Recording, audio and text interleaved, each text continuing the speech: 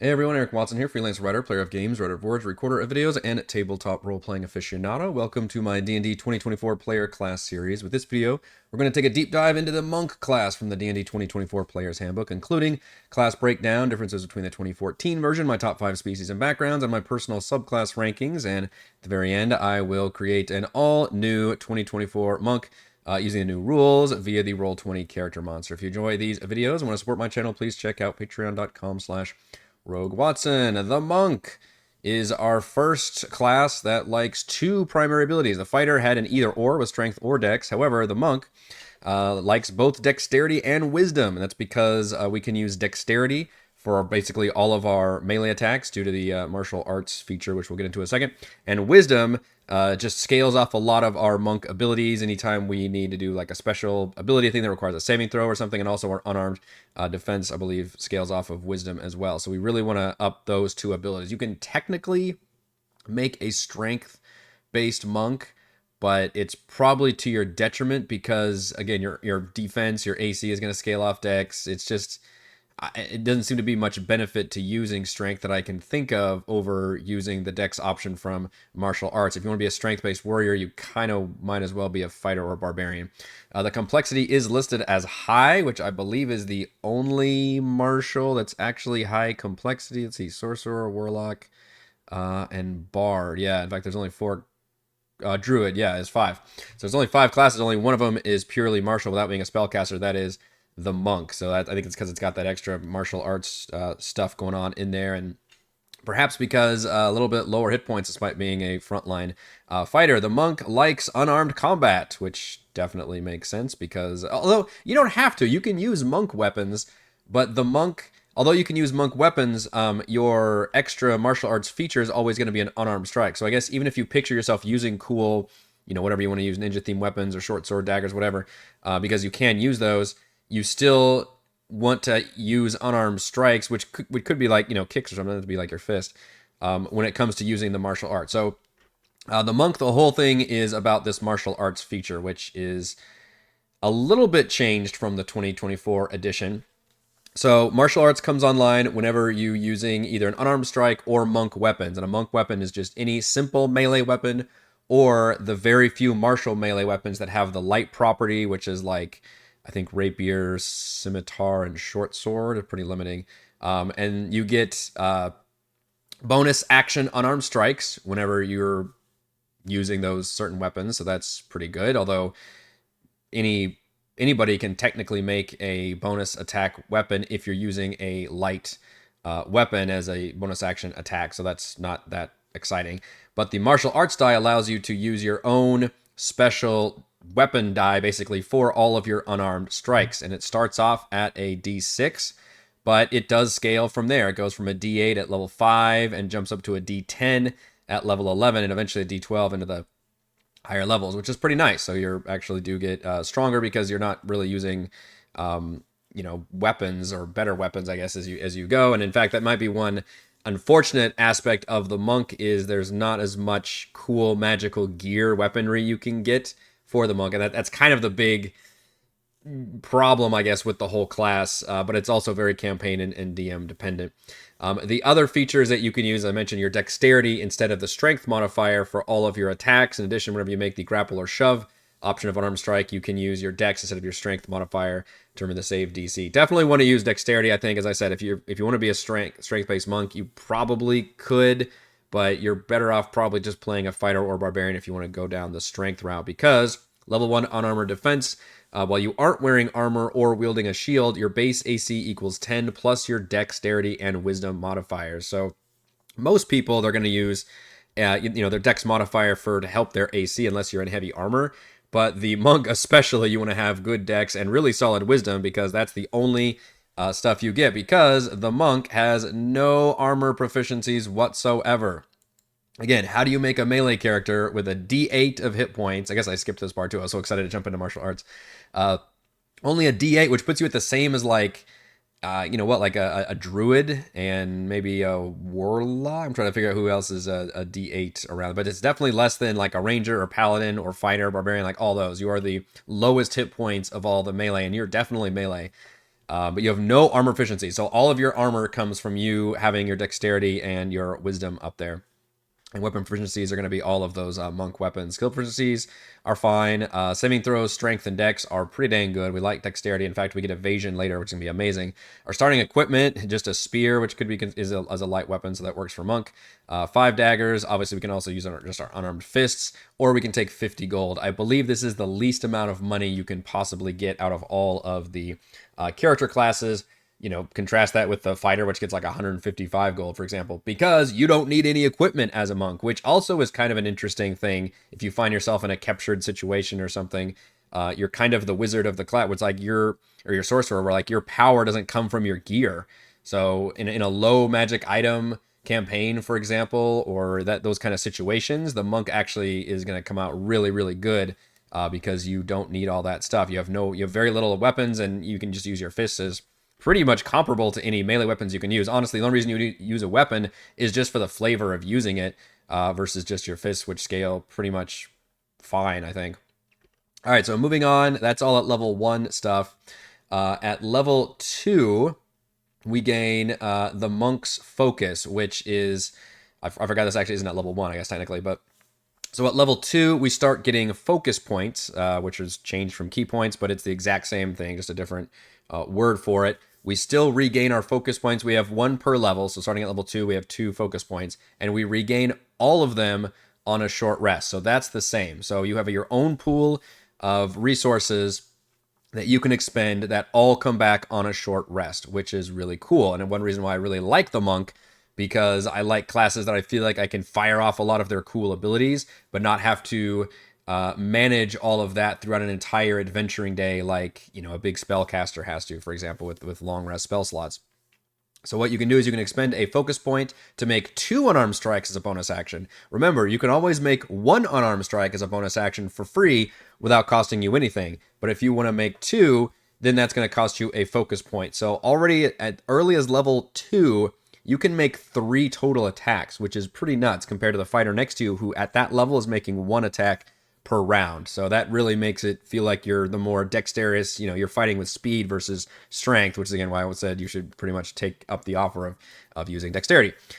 This part is different. Patient defense and step of the wind. So before, you could spend a point to either get the let me try to get this correctly. Patient defense allows you to get disengage and dodge as a bonus action by spending a focus point. And step of the wind allows you to spend a focus point to take disengage and dash as a bonus action, as well as doubling your jump distance. I believe that is mostly the same. Maybe you only got like one of those before. I think patient defense was only dodge and not disengage before.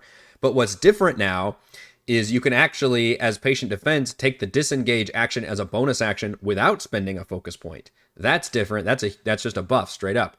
So, and you can also take the dodge action as a bonus action for step of the wind without spending a focus point. So basically, they gave the monk the cunning action of a rogue, because I believe cunning action is also, cunning action is, I think, dash, disengage, and hide. You can't hide, but you can disengage, which again, disengage allows you to move away from somebody in melee without them getting opportunity attack, which is nice.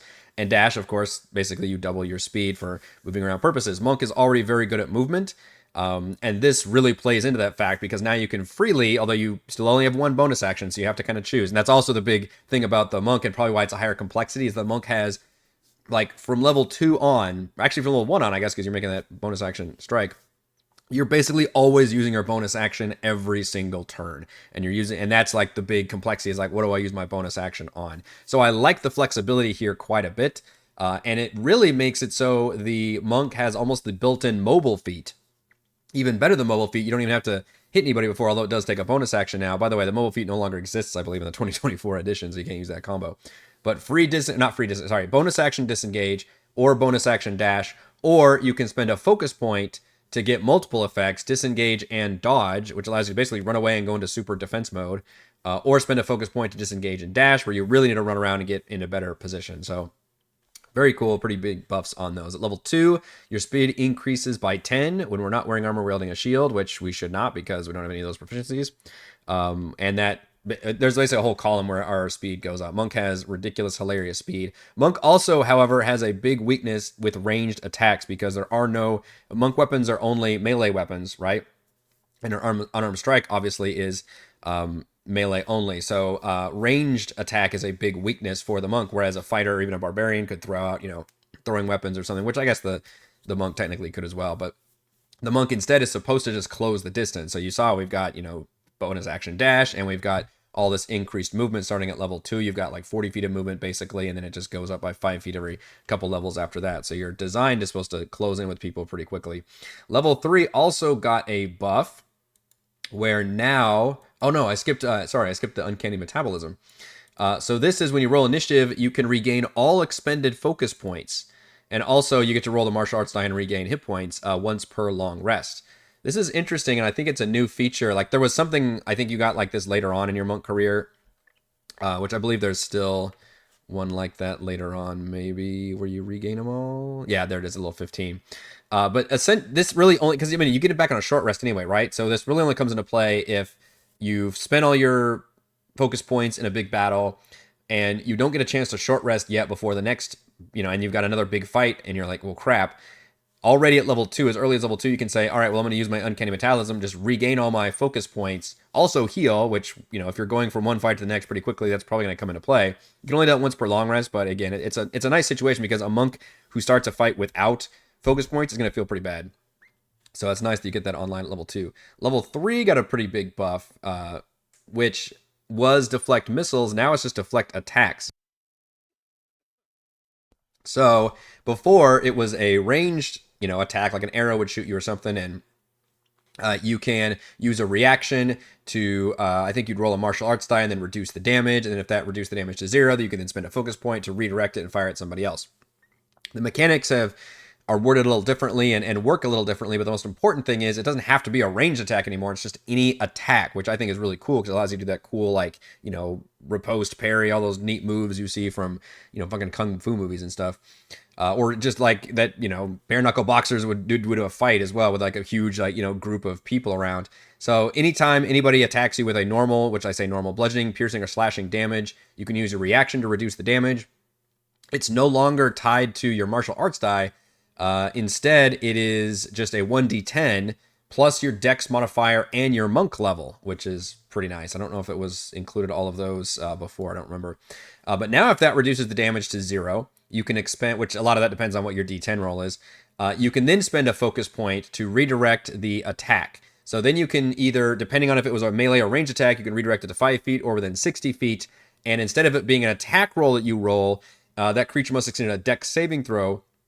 And instead of it being the damage that was coming into you originally, it's equal to 2 rolls of your martial arts die plus your dex modifier, which is pretty nice because that means it's going to scale.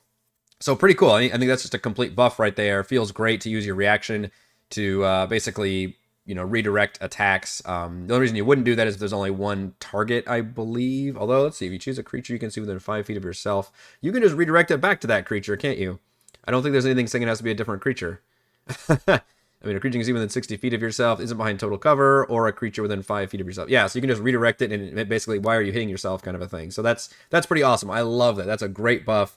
Feels more thematic with the monk. Super thumbs up to be able to deflect attacks. And later on, by the way, when we level up, we can actually deflect elemental energy-based attacks before, because that's the one limiting factor is bludgeoning, piercing, or slashing damage. We choose our subclass at level 3, obviously ASI and feet at level 4. Level 4, we also get slow fall. We can use a reaction to reduce any falling damage by 5 times, equal to our monk level. Most of the time, that's going to make us almost immune to falling damage because falling damage is very underpowered, I think. I haven't actually seen what falling damage, I assume it's the same, where it's d6 per 10-foot fall, but it always seemed like just gravity is not that strong in the D&D universe for whatever reason. Level 5, we get extra attack, which means starting at level 5, we can make up to 4 attacks if we use 1 key point to make 2 unarmed strikes as a bonus action with Flurry of Blows. That's going to feel pretty nice. You're going to be dancing around your fighter for sure. Level 5, also we get Stunning Strike, which is a huge ability that did get technically slightly nerfed, but also was given a kind of a balancing buff on the other end of it. So the nerf is that before this was kind of a weirdly broken ability for the monks, that basically said whenever you hit a creature with an unarmed strike, you can spend a focus point to attempt a stunning strike where you force them to make a con save. If they fail, they have the stunned condition. Obviously, stun is pretty nasty for anybody to deal with. So it's a really good thing for the monk to do.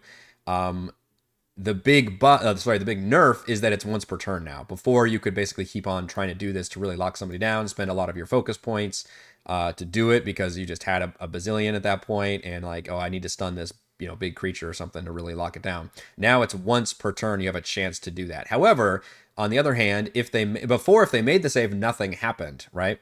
Now if they make the save, so they're not stunned, however their speed is halved, and the next attack roll made against the target before then has advantage. So not a huge debuff, but at least you get something out of it. So I think that's actually a pretty nice compromise. And I'm okay with the once per turn things. I think it was probably too powerful before, where they were able to use Stunning Strike multiple times in a turn or stun multiple people in a turn. I wouldn't mind if maybe a higher level monk ability or another monk subclass let you do that more often, maybe. But for now, at level 5, I'm actually okay with that compromise. Level 6, so before, I think it was like, hey, we bypass magic resistance. Again, we have to see the monster manual and stuff, but I guess that's not going to be a thing here. Instead, whenever, I think it's going to be individual damage types are going to matter more. So in this case, at level 6, all of our unarmed strikes can now deal force damage instead of its normal damage. So if you were using a weapon before, now you might want to just use unarmed strikes because, again, I haven't seen the new monster manual, but force is probably going to be the least resisted thing of all the damage because that's how it was in base 2014 5th edition. So that's going to be amazing if you can just deal straight up force damage to everything. Take that, you enemy barbarians. Level 7 evasion is still an amazing ability. The rogues have this as well. When you're subject to an effect that allows you to make a dex save to only take half damage, you instead take no damage if you succeed on the save and only half damage if you fail. Absolutely incredible. You can literally take no damage from Fireball with a good dex save. And guess what? We're pretty good at dex saves because we're going to have a high dex and we've got dexterity saving throw proficiency. So this is just an absolutely great pairing. I love having evasion. Level 8 is going to be another ASI or feat. Level 9 allows us to move along vertical surfaces and across liquids on your turn without falling during the movement. That's pretty cool. I've seen a lot of monks use that to great effect, but note that it doesn't let you necessarily hover or give you a climbing speed. It's very specific that you can be, as long as you're moving, then you can move above those things. Level 10, we finally get an upgrade to basically our level 2 monk's focus. We get upgraded to Flurry of Blows, Patient Defense, and Step of the Wind.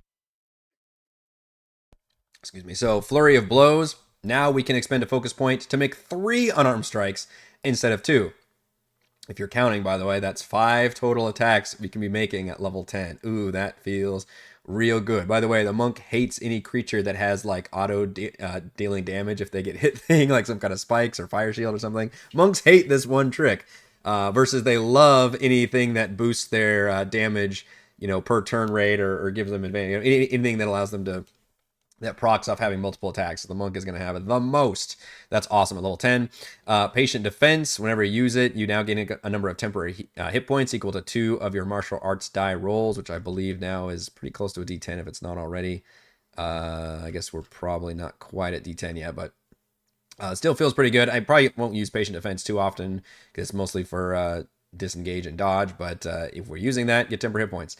Step of the Wind allows you to actually move another creature with you whenever you do it, and it can protect them from taking opportunity attacks, which is nice. So it just upgrades to all those features that you're already been using throughout your monk career is pretty good. Also at level 10, we gain the ability to just end the charmed, frightened, or poisoned conditions. Now, the monk no longer has immunity to disease and poison. That's pretty big. So you lost that. And before, you had to spend an action to end the charmed or frightened conditions. So now, we're no longer immune to disease and poison. However, we can freely, as long as at the start of our turn, end those conditions. So this really solves that issue. Again, I use the example of Hypnotic Pattern, which you can't use your actions of Hypnotic Pattern. You're like, well, when can I ever use my ability to like free myself as a monk then if Hypnotic Pattern, which is a charm condition, locks me down so I can't use it? Well, this is the solution in the new edition. You don't need to spend an action, so you can actually free yourself from something like Hypnotic Pattern starting at level 10 or Fear or whatever else. But the loss of being immune to disease and poison definitely stings for the monk. That is a bummer. At level 13, as I mentioned, is the upgrade from Deflect Attacks. Now you can use it against any attacks that deal any damage type. So even like Necrotic, Radiant, somehow you're grabbing that energy essence out of and redirecting it. But amazing. Like I think deflect attacks got way better, so it's awesome that we got a boost to that at level 13. Level 14 is the exact same as the 2014 edition, where we gain proficiency in all saving throws. That is enormously huge and awesome because our proficiency, I believe at 14, is a +4. No, it's a +5. So you just gave yourself a +5 in all your other saves. That's wisdom saves. That's intelligence, charisma, constitution, which is a big one. We already had strength and dex, so amazing. And then when you make a saving throw and fail, you can expend a focus point to re-roll it and must use the new roll. Anything that lets you reroll a save is amazing, and just spending a focus point, like, yes, that's where this is a fantastic ability, honestly. Level 15 is when we finally roll initiative and don't use Uncanny Metabolism, which we've had since level 2, which allows us to regain all our focus points once per long rest. We can regain focus points until we have 4 if you have 3 or fewer. So kind of an upgrade to where it's like, hey, you don't have to use this once per long rest feature if you just want to gain a few focus points. That's not that exciting for level 15, though. It's just like, hey, you can basically never... You never roll in. You never have to start combat with fewer than 4, I guess is how it's worded, focus points, which, okay, fine, but you're level 15. At level 18, we can spend 3 focus points to gain resistance to everything except force damage, basically Barbarian Rage, which is pretty great. 19 Epic Boon, and level 20, I believe, is the same, where Dex and Wisdom scores increased by 4 to a max of 25. We also, from the 2014 version, I believe, lost the ability to turn invisible, which we also lost that ability in the way of Shadow, which I'll get to that. So Monk, interestingly, got kind of a rebalance from some abilities and got enhanced from others, but, you know, just glancing at it all feels... As especially looking at this through the DM's eyes, which is how I'm always going to be looking at things, this feels pretty well balanced, and I'm pretty pleased with most of these. The things they kept and the things they changed, I think, for the most part. All right, let's go over our subclasses, which are Warrior of Mercy, Warrior of Shadow, Warrior of the Elements, and Warrior of the Open Hand. It's slightly changing the wording and everything. No longer Way, it's Warrior now. Warrior of Mercy is from Tasha's Cauldron of Everything and is basically the exact same as it appeared in Tasha's. I'm really learning that Tasha's was kind of the precursor to this new edition of D&D, because every time I see a subclass that's from Tasha's, which they always try to include like one in the new 2024 book, they basically just include it like word for word. There's no change. I'm like, oh, this is like... So Tasha's was really how you guys were finding your like rhythm when it came to designing these subclasses. And it's still really great too. It allows you to kind of be like the paladin of monks, and especially if you don't have a paladin or cleric on your team, this is an amazing subclass. So whenever you hit a creature with an unarmed strike and deal damage, you can expend a focus point to deal extra necrotic damage equal to 20 of your martial arts die plus your wisdom modifier. So that's effectively another attack, right? Because you're basically doing extra damage equal to your martial arts die. Actually, it's even more, plus your wisdom. I guess it depends if your wisdom modifier is higher than your dex modifier, but it's... So if you have... You know, let's say you hit a creature with your unarmed strike, you're level 5, you do 2 of them, and then you can use your flurry of blows to another 2 unarmed strikes, and then you've hit if you hit a creature at least once with one of those 4 attacks, you can then expend another focus point, so you spent 2 so far this turn, to deal another necrotic damage. That's basically 5 like times you're attacking somebody with your martial arts die. That's pretty nuts. So really nice, and who doesn't like just spending points to do more damage? Hand of Healing is completely different as a magic action, so it's a completely separate action than actually attacking. You can spend a focus point to touch a creature and restore hit points equal to roll of your martial arts die plus your wisdom modifier. Similar to 2014 Cure Wounds, which I believe is a D8 plus your modifier. However, Cure Wounds is more powerful here, so it's actually not as good, but your martial arts die does scale and raise up slightly through the levels. I suspect this will be very good through maybe tier 1 and tier 2, and then kind of less good as you level up because hit points become so much bigger.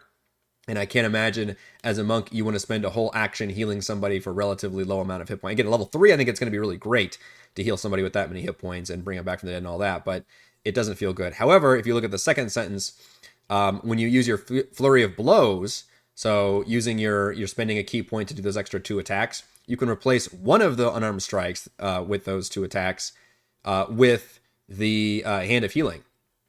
That becomes a lot more economically convenient when it comes to action economy, because now you're not having to spend a whole separate action just healing somebody for relatively low. And remember, we always talk about how, it's not very action efficient to heal versus just getting rid of the thing doing the damage, right? So it's always better to attack versus heal for the most part.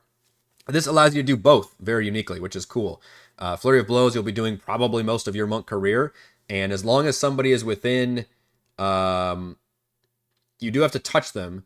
So they have to be within 5 feet, and you have to use Flurry of Blows, so you can't use a bonus action to do your disengage stuff. So they would have to be, you're basically using it for your like fighter next to you or something, or maybe your rogue, whoever is right there battling with you.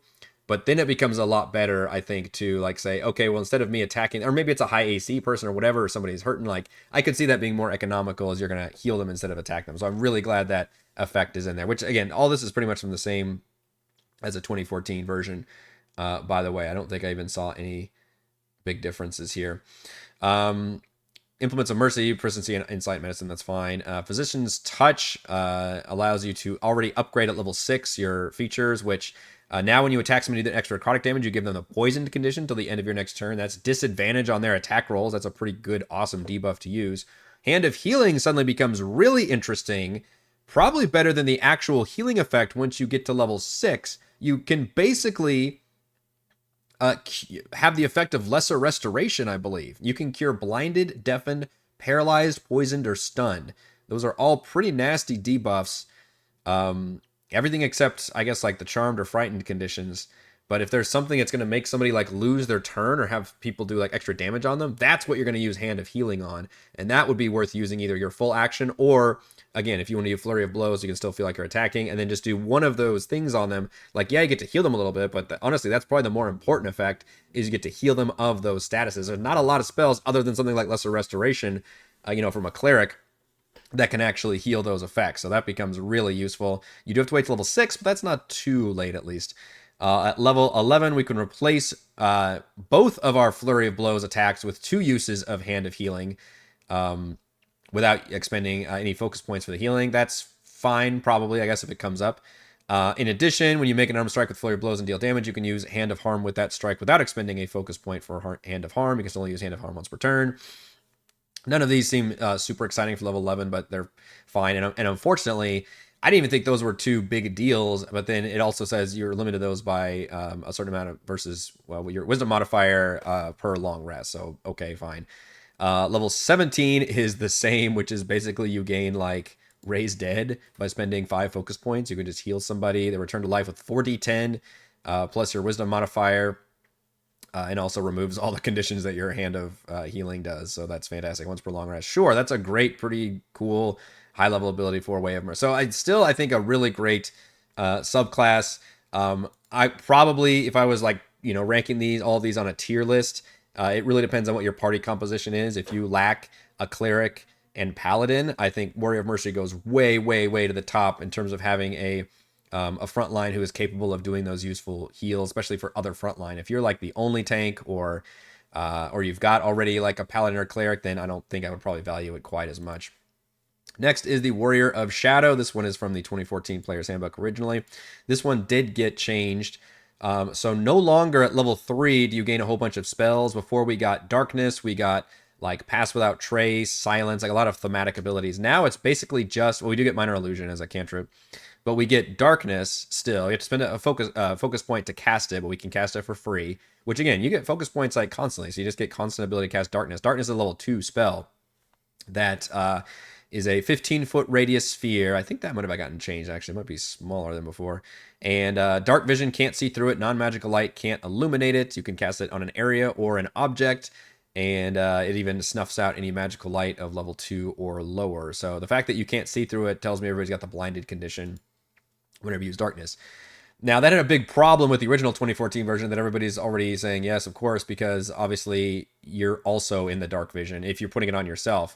So it's very limited use other than like putting it on a bunch of ranged attackers, and you don't want to, you want to prevent them from attacking, but you also can't attack them. It had very limited use, I think, before. Well, now it's got a pretty important second sentence here. You can see within the spell's area when you cast it with this feature. That's a pretty big change. So suddenly you can see through your own damn dark vision, which, yeah, you probably should to do that effect.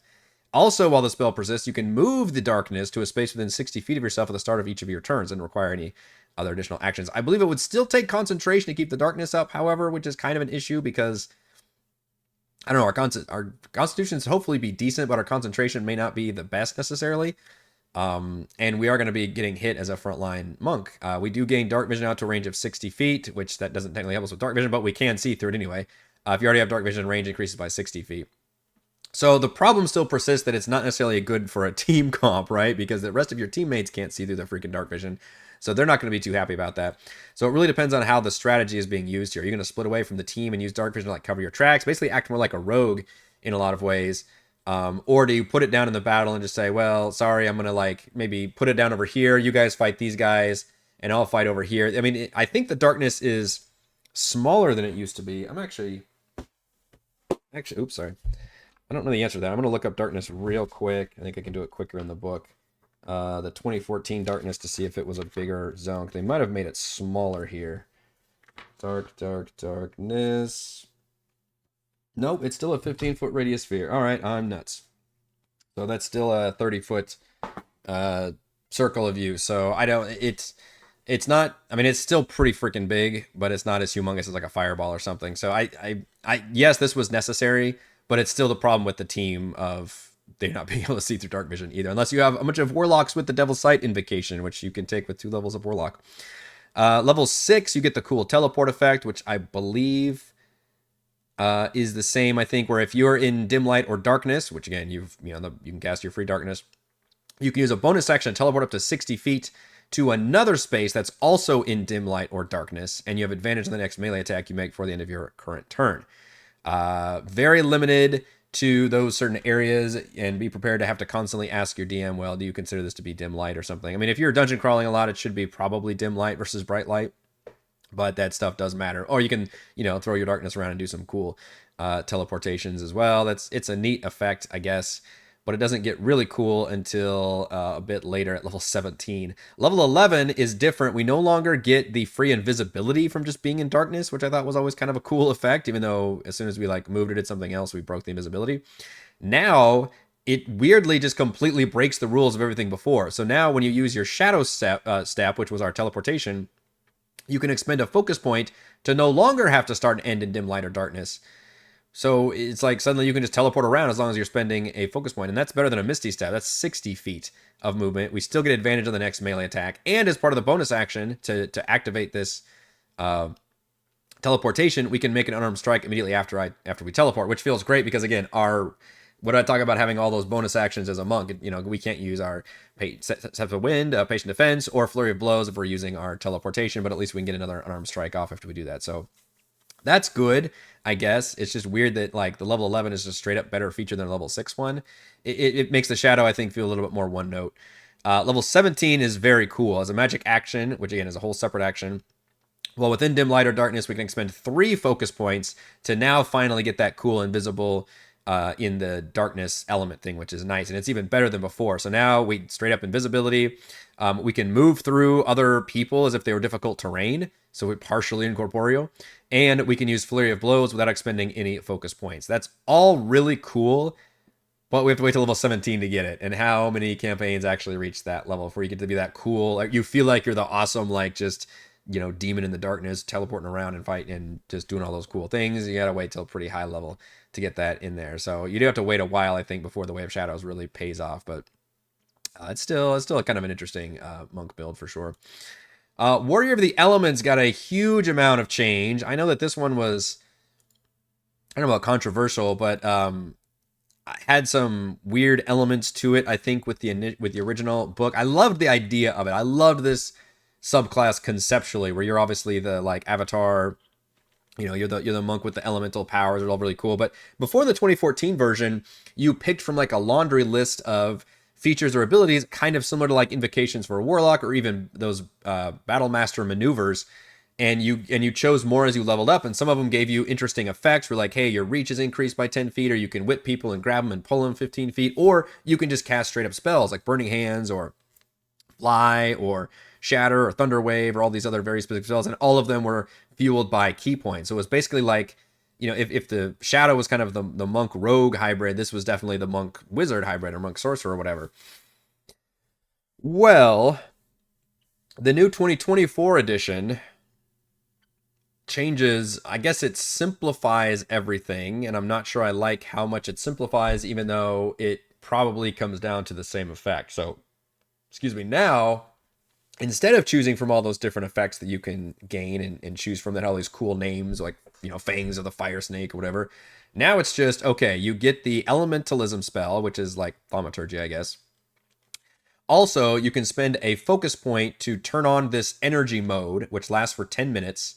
And while we have that on, our unarmed strikes all increase their reach by 10 feet as elemental energy extends from you, which I hate that it's just generic that. But then when we hit with an armed strike, you can then choose to deal any elemental damage, acid, cold, fire, lightning, or thunder, rather than our normal damage type. Keep in mind, when we reach that certain level, remember as a base monk, we can just choose all of our damage to be force anyways. So I don't know how good that is. What level was that? I want to say it was like 7, 6. At level 6, we can just deal force damage instead of all of them, which force is probably going to be better in terms of resistance, although maybe not in terms of vulnerability. So if you see somebody that's actually vulnerable to a certain kind of damage, then this one is going to be pretty useful.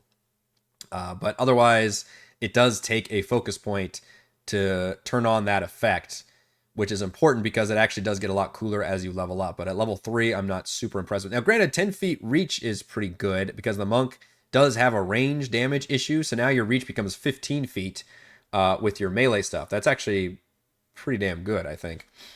Level 6, we gain a generic AoE damage, which is another weakness we have as the monk, which is, you know, doing anything that's not single target damage. A lot of martials have that problem. As a magic action, which means we're not doing any of our attacks, you can expend 2 focus points to cause a 20-foot radius sphere explosion of either acid, cold, fire, lightning, or thunder. Each creature in the sphere must make a dexterity saving throw. On a failed save, the damage taken is equal to 3 of your martial arts die rolls. On a success, they take half damage. So basically, you're casting the equivalent of like a Thunder Wave or a Shatter, which are like level 2, Thunder Wave may actually be level 1, spells for using 2 focus points, which just seems pretty cheap. 20-foot radius sphere, which is pretty nice. 120-foot range, which is very nice. And we can actually choose the elemental damage type, which is pretty nice. So all in all, that's cool. That's like another effect you get, and I think that shores up a monk weakness. And it's an interesting way of getting around the fact that you're not casting a specific spell. Instead, you're basically creating your own spell in a way, and you can, I would shape that as whatever you want. And you can keep it themed. You can be like, oh, well, my monk's only going to do fire stuff all the time. Well, that's fine. But if you want, you can change, you know, any of these damage types. So I think that's pretty good, and is the equivalent of like taking one of those, like, you know, a Burning Hands or a Shatter or whatever in the old 2014 edition, but giving you a lot more flexibility. So this is probably actually a buff, I guess. Level 11, while you turn on that Elemental Attunement, which is our level 3 ability, which increased our reach and stuff, we gain a fly speed and a swim speed equal to our speed. Our speed is pretty good as a monk, folks. Remember, we've got 30-foot base plus by level 11. We've got plus 20 speed. So we've got a 50-foot fly speed at level 11 just by spending a key point, focus point. Damn. So you're telling me I can turn on for 1 focus point, I can gain at level 11, I can gain a fly speed of 50 feet and my reach is 15 feet. So I'm up in the air like firing down bolts of lightning and shit. Okay. Now I'm thinking that's maybe a little cooler, right? That's kind of interesting. And this is instead of, for example, taking, there was a 2014 version where you could gain the fly spell, but it would cost you like 3 or 4 key points to cast it. This only is 1 focus point to turn on that effect, and it lasts for 10 minutes. And we could use this out of combat now because suddenly I can just gain a fly speed by using a single focus point. I love that I get focus points back really quick. So that's fabulous. Absolutely love it. Level 17, again, gives us more effects while we've got that attunement active. We gain resistance to one of the following damage types, all those elemental damages, and you can change that, which is great. Whenever you Step of the Wind, which gives us the ability to take that free dash, suddenly we're basically doing damage whenever we run around the battlefield, which is really fun because as a monk, we've got a lot of movement. And then Empowered Strikes is you can deal extra damage to a target to 1 roll of your martial arts die when hit with an armed strike. That's fine. Okay, great. That's all of these are pretty great. So I have mixed feelings about the Warrior of the Elements because on the one hand, I like any kind of subclass or class that allows me to choose my own things For example, like the Warlock Invocations or the Battlemaster maneuvers. I love that. I think it really adds to the building of the character, allows you to personalize it and really fine tune it and allow each character to make it their own. So I missed that the monk had a cool one of that, which was the elements, which maybe wasn't the bestly balanced, but at least had that idea. And they changed it to where you're not choosing anything. Instead, it's a very much simplified, like, hey, here's your kind of generic, like, sorcerer shaping ability. On the other hand, I kind of like the way this one looks and is put together, because you can see it gives you a lot of like built-in kind of flexibility, at least with the elemental damage potential and the just entering like energy mode for pretty cheap.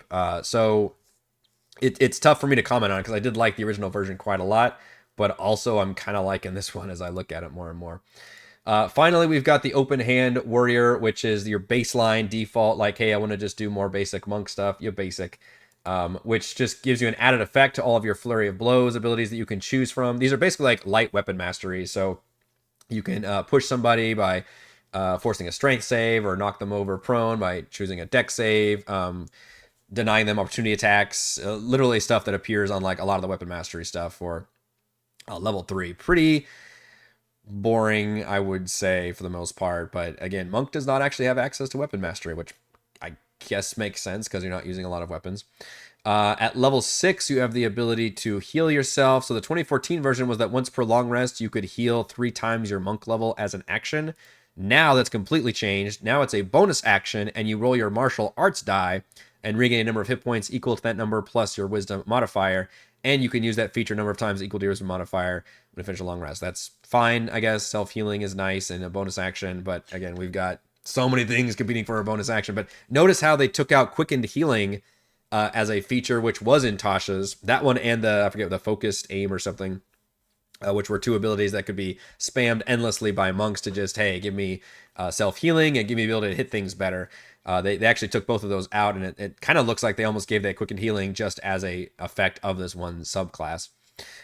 Fleet Step, when you take Step of the Wind, or sorry, when you take any other bonus action other than Step of the Wind, you also use Step of the Wind immediately after that bonus action, so it gives you that basically free dash effect. I think it also means you could use the key point to then gain a free dash and disengage afterwards. I'm not saying that it can't, but that's kind of a cool effect and something I wouldn't mind more monks taking advantage of because we've got so many friggin' bonus action things that we can take. Quivering Palm is a little bit different, but still has this weird, like, instead of it being an auto kill at level 17, it's 10d12 force damage, which is still pretty hilariously big, but you can hit a creature and spend 4 points to like start this effect, and then you can forego one of your attacks to just have this effect go off, and it forces them to make a con save or take a shit ton of damage. So kind of a super single target attack, which is kind of interesting. So that's the way of the open hand. I think my overall ranking may have changed when I did this video because I think it's so hard. I think I'm going to put Mercy at number 1.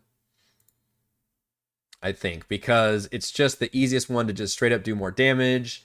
And the additional healing effects, the support levels you have as a monk, it just makes monk a really interesting like off healer, which is not like the paladin, I guess, would be the only one I can think of that can really fill that role. But again, if you've got a cleric or paladin, I don't think it's that sexy. But I would probably rank Mercy maybe as my number 1. Number 2, oh, this is tough. It's real tough because they changed so much about elements. But Shadow's also really interesting.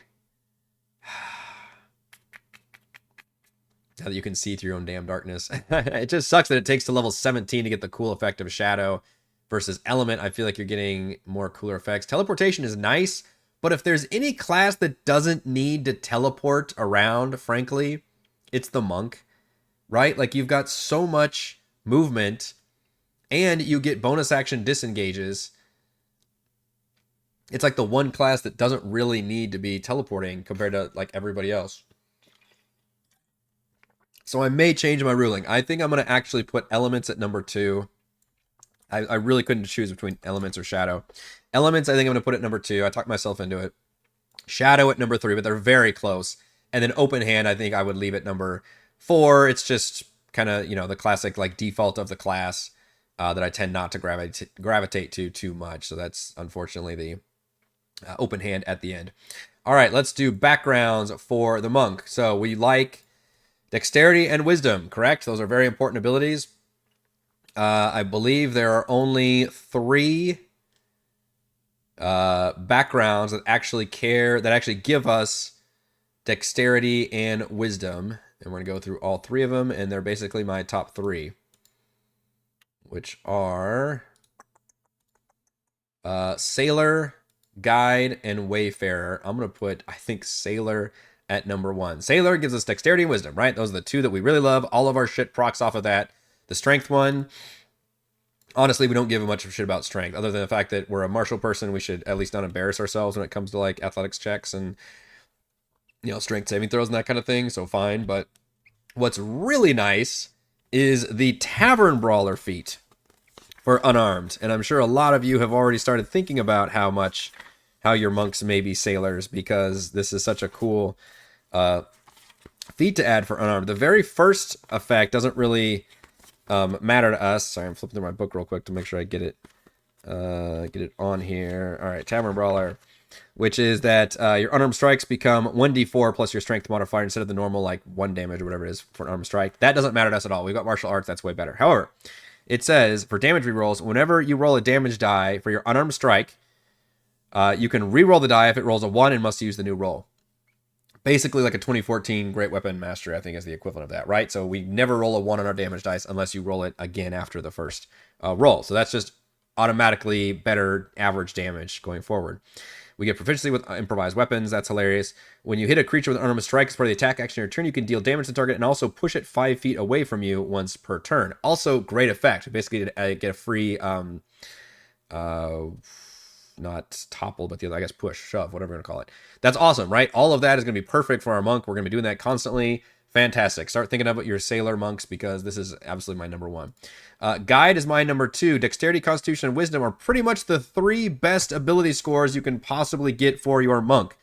We don't need to talk about Dex and Wisdom anymore. Constitution, you're going to have lower than average hit points of all your other frontline folks, other than maybe a rogue.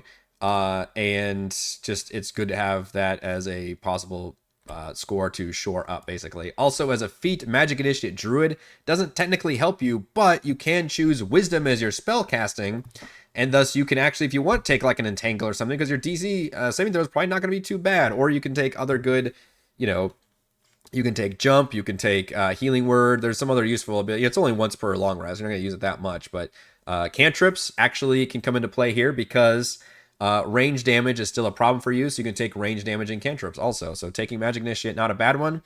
I would never look for Magic Initiate as like, oh, I want to take this. Instead, I'm looking at the ability scores and just saying, okay, how can I work in this Magic Initiate Druid, which I think you can very easily. So number 2 is Guide. Number 3 is Wayfarer, also gives us Dexterity and Wisdom. Charisma is kind of useless for us. And Lucky Feet is good for everybody, just free rerolls. So that's going to be my number 3. Shoring that up, number 4 is going to be the Soldier Monk. This one does not, unfortunately, have Wisdom, but it does have Dexterity and Constitution. Strength, again, fine to have on there. However, Savage Attacker definitely comes in handy, because whenever we deal damage with a weapon, unfortunately, has to be a weapon attack. We can roll the weapon's damage die twice and use either roll against the target. Basically the same thing that Tavern Brawler is for unarmed strikes. This is for weapon attack. So only do this if you plan on using a weapon, and note that you can't use that effect when you're using your Flurry of Blows or your bonus action unarmed strikes, basically. So that's why I kind of lowered it a bit, because it does say weapon specifically on that one. So it's number 4.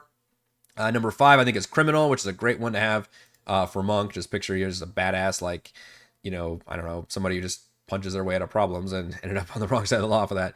But you've got Dexterity and Constitution, which are both good, and the Alert feat, of course, will help your initiative rolls quite a bit. And Monk is a very high Dexterity. You want to swap that with like a Wizard or somebody. You can lay down those good AoE spells. So top 5 backgrounds: Sailor, Guide, Wayfarer, Soldier, and Criminal. Next up is Species. So my species rankings, I really like the Goliath as my number 1. Because Goliaths are just great for any martial. You get all these extra cool, extra attack roll things you can add on there, or reactions to being damaged. And getting big as a bonus action is really fun, although we might not do it too often, because our bonus actions are going to be used just about every turn. But still, I love all these extra effects that the giant ancestries can give you. So that's actually be my number one. I really like that for a monk. Number two is probably my most unusual choice, which is a tiefling at number two. And the reason I'm choosing tiefling is because of something I mentioned earlier about the monk really lacking in ranged damage. That's something that, unless you take certain subclasses, you're not going to be very good at. And tieflings give you a free damaging cantrip, and you can choose wisdom for all of your damage rolls and stuff. So that's going to come in, actually scales pretty well. Poison Spray, Chill Touch, and Firebolt are all three decent options for ranged spell attacks. Also, just free resistance to damage is pretty good. Spells are fine as well. There are like reaction type spells, or that's probably what Hellish Rebuke's probably might be the best one out of those, at least for third level. So I would actually put Tiefling at number two because I like the idea of shoring up that kind of long ranged weakness. Dwarf, I think, at number three, they give you the poison resistance plus the more hit points per level. We're going to have lower hit points than average because we got a D8 versus all of our other martial brethren. Number four, I think I'm going to go with the Aasimar. The awesome Aasimar. They are kind of the new wild card of the 2024 edition. They've got some crazy abilities. We can heal. We can do the light cantrip. And as a bonus action, again, bonus action, but we can enter this super crazy mode where we can either fly or shed light or cause a frightened condition. I love combining Necrotic Shroud with like a Way of Shadow Monk, for example. I think could be really cool. It just seems thematically interesting to have these different effects. And the Way of Mercy Monk seems like it would work with the Alpha. You could see where certain subclasses would lend themselves to certain species for like thematic purposes. Number five, I think I'm going to go with Dragonborn. I love the new Dragonborn breath weapon being able to just take the place of one of your attacks, which means they're always good for all martial fighters to me, but especially for the monk because, again, we lack all those AoE range options, and this gives us both, either a 15-foot cone or a 30-foot line of being able to do, a cool like AoE damaging attack with our breath weapon, gaining flight at 5, and then a resistance to one of our draconic ancestries is very good as well. So top 5 species, I'm going to go with Goliath, Tiefling, Dwarf, Aasimar, and Dragonborn for my top 5, which brings us to the final moment of our monkish 2024 build, and that is building my own 2024 monk via the character monster. So let's do that. Let's go monk, and let's figure out what we're going to do with the monk. Well, I know I was thinking about, we're going to do it level 3, because we're going to do level 3. A sailor background, right? That's where I started with this. Because I thought, gosh, Sailor is such a hilariously good background for the monk. I love how Tavern Brawler synergizes with the unarmed strikes. So I thought maybe this character was a just drunken, brawling, stereotypical pirate or sailor or whatever. It doesn't have to be a pirate, I guess. And they hit rock bottom. Maybe they were marooned on an island and met this old hermit monk who like taught them how to like center themselves and taught them all the concept of focus points and all this other stuff, and then they became a Way of the Open Hand Monk. And I thought it was a good concept, but then I was like, I don't really want to play a Way of the Open Hand Monk, though. Excuse me. I ranked it at my bottom. It doesn't seem very interesting. So how can I take that concept but maybe not make it a Way of the Open Hand Monk? Well, maybe instead of being marooned on an island, he got into another fight and he was knocked overboard off the side of the ship.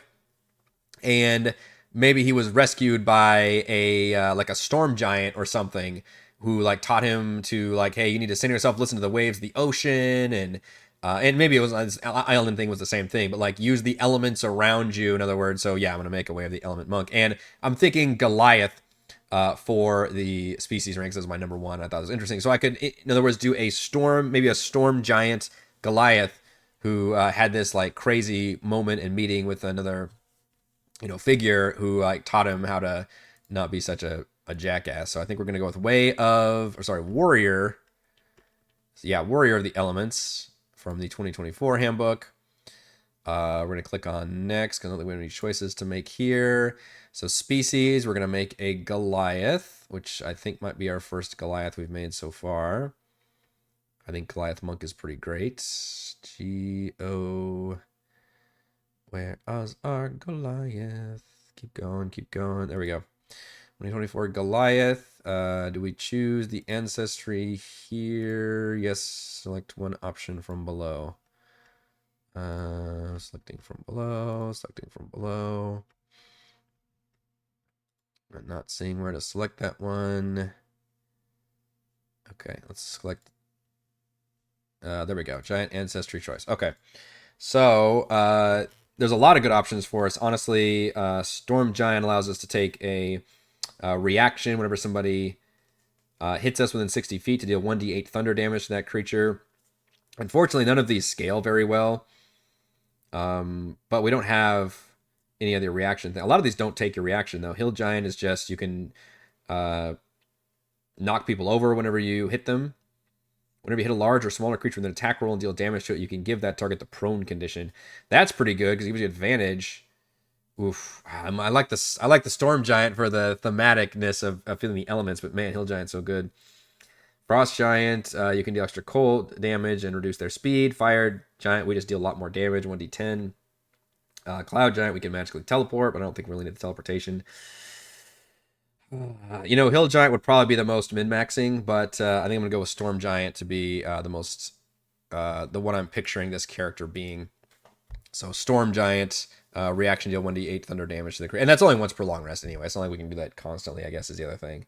I believe it's only, or sorry, it's equal, number of times equal to proficiency bonus. So we can start off doing that 2 times per day.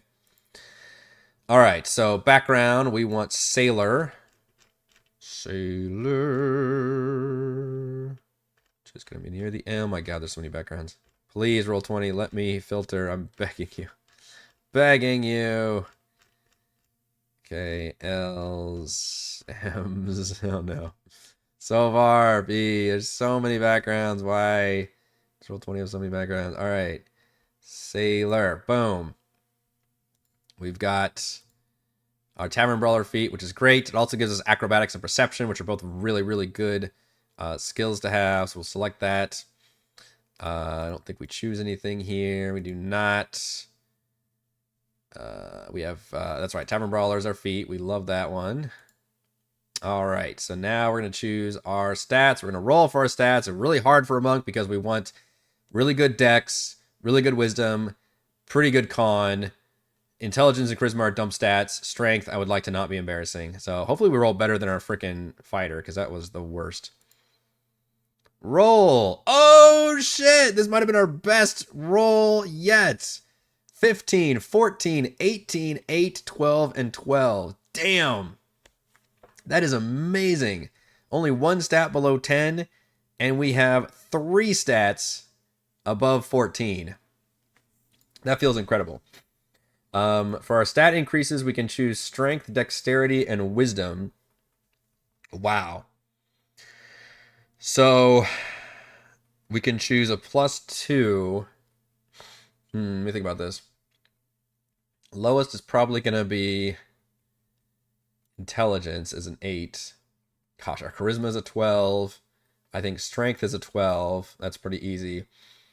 Then it comes down to, so whatever I put in con, that's what it's going to be. And then dex and wisdom can go up from there. We could have like a 20 wisdom if we wanted to. That would be nuts. All right, we could have a 20 dex. We should probably have a 20 dex because that's going to be crazy. So if we do that, 15 wisdom, 14 con. So that means we can choose to increase 2 ability scores to increase by 1. So really we could do this perfectly. We could do dex, right? And then wisdom. Oh my gosh, look at that. That's amazing. I have a +5 dexterity at level 3 and a +3 wisdom and a +2 constitution. Oh my gosh, I want to keep this character now. That is incredible. I can't believe the luck. So our friggin' AC is going to be like 18. Oh, without any armor? Oh, it's beautiful. Like tears coming down, and even better hit points. Like absolutely amazing. Proficiencies, we've already got acrobatics and perception. I guess nothing else gives us any proficiencies. So monk, we're probably going to go with athletics. Makes sense for being a sailor. Maybe intimidation would be the other one, probably. I like those options pretty well. Tool frequency, I don't really care. Probably, actually, probably navigation. Actually, no, navigation's gonna come with. Yeah, it's gonna come with sailor. So I don't. Doesn't really matter. Brewer supplies, sure. Make his own beer. It's looking pretty good so far, though. Where are the elements? Doesn't come with anything. It doesn't come with any spells. Boo. But we have spell-like effects starting at level 6.